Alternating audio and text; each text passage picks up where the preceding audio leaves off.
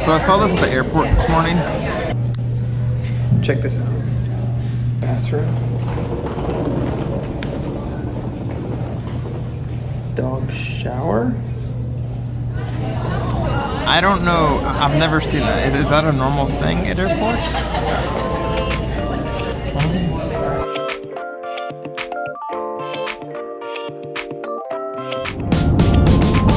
So we're in Northern California for the next week, and it's mostly just for visiting her family and seeing a couple of people. It's a family trip. Also, we tried this new rental car place. It's called Fox Rental Car. You know the old adage, you get what you pay for? Kind of applies, but it's cheap, so it's great.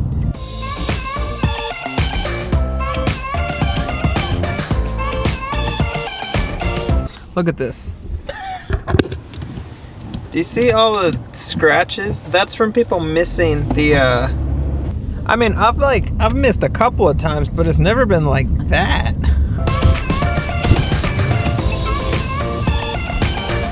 We're getting coffee right now. So I got this question, and I kind of wanted to talk about it on this vlog. There's a question from one of you guys. Elijah asks, "Hey John, I'm a drummer in New York." Very cool. And one of those things to work on is to open up while playing. Any tips? So I'm just gonna kind of assume a little bit. To me, opening up can be interpreted one of two ways. Opening up can be like literally like going from your cross hand to like open-handed, which is what I think you're talking about. But the other thing is like just like being more relaxed, like instead of looking like tense, like just like being more relaxed and more comfortable behind the kit. So I'm gonna answer it both ways. So the first way is like how to go from playing regular to playing open-handed. And for me, I didn't do it for a long time, and the reason for it is that it seemed unnecessary to me, and that was my thought, like for a long time. Like, it's not really necessary. Why am I going to spend all this time learning this skill that basically does the same exact thing as me playing normal? And it was only when I was at Elevation and the grooves required that I played open-handed. Otherwise I would have to do this like awkward thing where I'm doing that, and open-handed just seemed a lot more natural and more comfortable. And honestly, how I originally started like playing open-handed was just I just started doing it. Like it was kind of like learning drums again, but it's one of those things. It's kind of like when you learn a different style of music on the drums, you just kind of have to do it, and the more you do it, the more you get comfortable. So just in general, you just have to start. But how do you actually do that?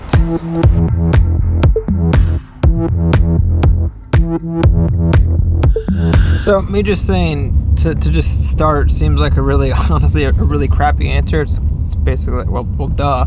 So I'm gonna give you a couple of tips that help me really get comfortable playing open-handed, and that are practical, and you can do them on or off the drum set. The first tip is going to be it's called 3s against 2s, and it's polyrhythms basically. And for those of you that don't know what 3s against 2s are, you're basically going to do eighth notes with one hand and triplets with the other hand. And what that's going to allow you to do is it's going to help you start developing the ability to do a couple of different things with your hands. And once you get comfortable with that, start incorporating quarter notes with the kick drum or your foot. And again, you don't have to use a drum set at all for these things, but doing that is going to help you really get comfortable using your limbs in a different way. Because like I said, the biggest battle playing open-handed, especially playing tom grooves, is being able to hold a groove down with your left hand and your right foot while your right hand kind of emulates whatever is going on in the music. Because a lot of times for me, when I play, my right hand is emulating what the vocals or the guitars are doing, and my left hand and my right foot are just holding it down, like keeping a solid groove. Now, to take that to the drum set in like a practical sense, what I did when I started was I would just keep eighth notes with the hi-hat with my left hand, and I would just do tom grooves with my right hand while going back and forth on the 2 and 4 on the snare drum with my right hand. And that really helped. And like with the 3s against 2s, adding quarter notes on the kick drum slowly as I felt comfortable. And like I said before, you're basically going to have to learn how to play these drum grooves basically all over again. It's going to be similar to learning how to walk again. But you'll pick it up a lot faster because those grooves are already in your brain. You just have to basically figure the coordination out on just reversing everything and doing it a different way. And the last tip for open-handed is something I still have to remind myself of because I'm a pretty impatient person, but starting really slow on the grooves and slowly working your speed up is critical and crucial for you to actually learning how to play open-handed. Learning a new groove open-handed, I have to cut the time, honestly, pretty much in half as compared to learning it like the more traditional way where my hands are crossed. Slowing it down and learning it correctly and then slowly building it, taking it up to speed it'll help you a lot in the long run. Look at that. I don't know anything about cars, so I don't know if that's a cool car or not, but wow.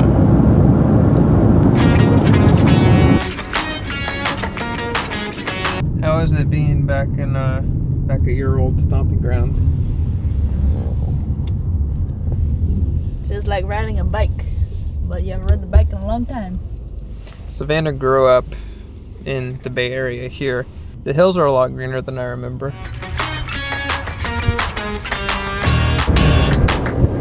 So, like I said before, the second version of the question was how to be more comfortable or how to like just feel more confident behind the drum kit. That answer is a lot simpler to answer than the open-handed drumming one, believe it or not. Literally for me, the difference between me feeling super solid and confident in playing whatever I'm playing and me not feeling super solid or confident is how much preparation I put in beforehand. If I prepare, then there's no doubt in my mind that I'm going to be able to focus and just enjoy my time and honestly just be more free to do whatever I feel like I need to do in the moment, as opposed to not being prepared and really having to focus on making sure I'm not supposed to not be playing there, or I didn't miss something or anything like that.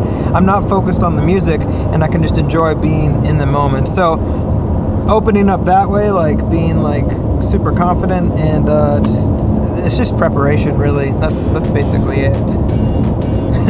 Like I said, that's a lot easier to answer than the open-handed thing. We're moving now.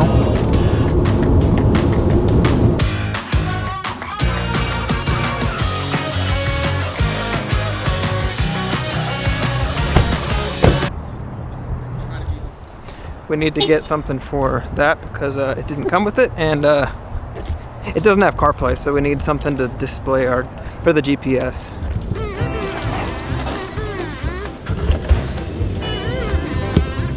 That's what we need.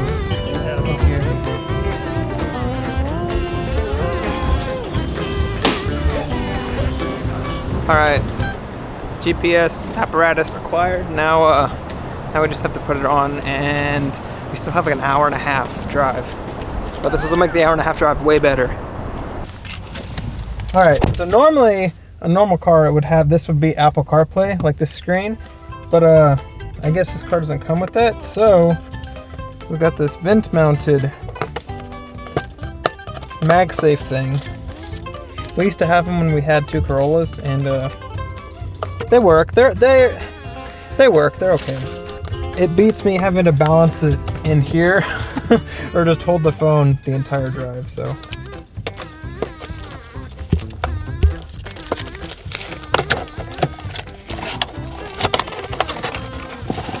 It's taking everything in me not to open this like a Neanderthal right now. It's probably the gentlest unboxing I've done in a long time. Put this back there for safekeeping. And then all you do is, if I can not break the car, put that on there and bam! Where are the keys at? Now you have basically Apple CarPlay. What is that noise? Basically Apple CarPlay, just without the CarPlay. Or the Apple. Rate the Fox rental car experience so far. I'm gonna be optimistic. 4.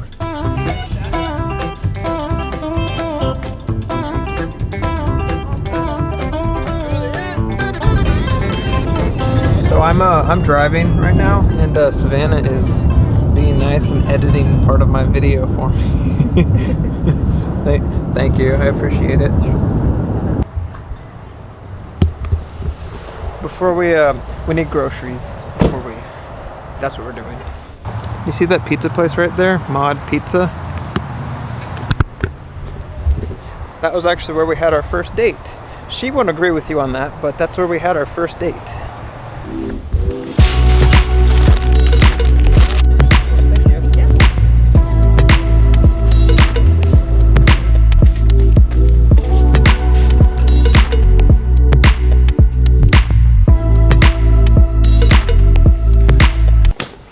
Well, we just got home, or are home for the next 7 days.